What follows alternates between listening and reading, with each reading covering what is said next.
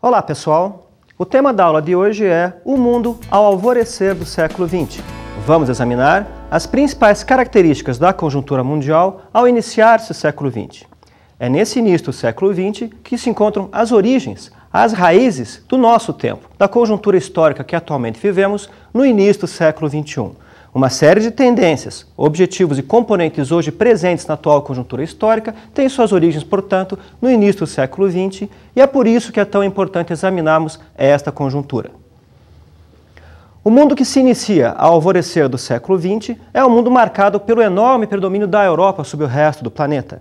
É na Europa que tem sede os principais e mais importantes países no contexto das relações internacionais. A Europa é sede de grandes impérios, possui 1/4 da população do planeta e é o berço da Revolução Industrial e, portanto, o centro econômico de todo o mercado mundial.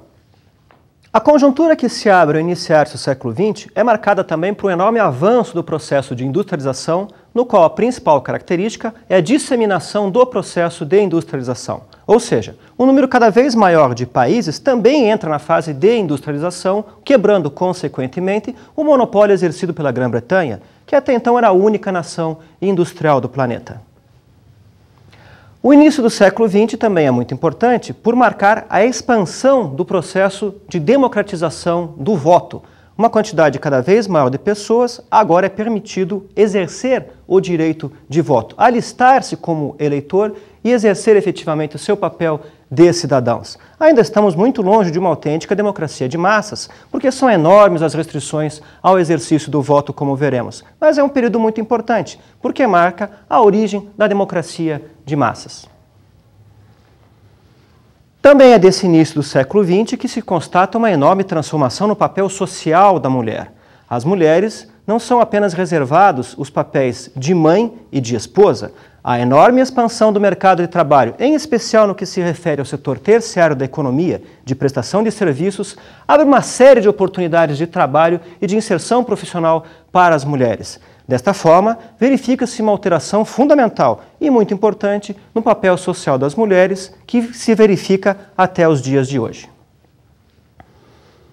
O início do século XX também é uma época marcada pela euforia, pelo otimismo, pela convicção de que a humanidade caminhava rumo a um futuro mais próspero, mais pacífico e onde se pudesse gozar de mais saúde e de mais tranquilidade.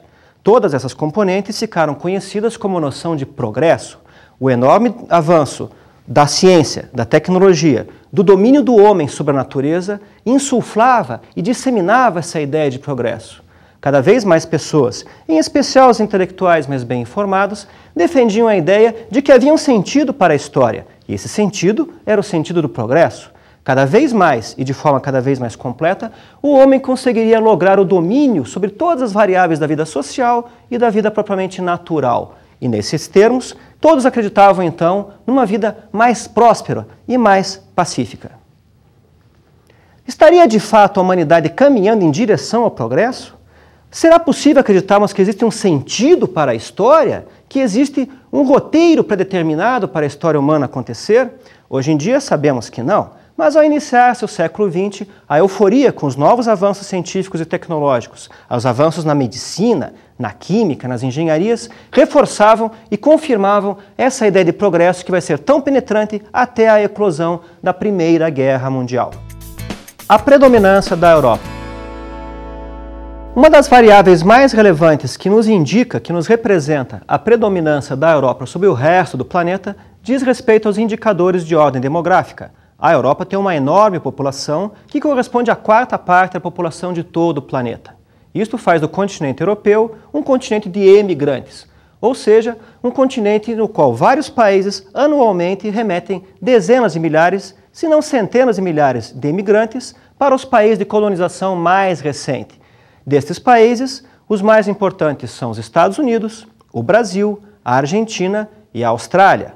Na Europa, os países que mais remetem imigrantes para esses países certamente são a Grã-Bretanha e a Itália. Centenas de milhares de cidadãos desses países todos os anos deixam a Europa em direção a esses países de colonização mais recente.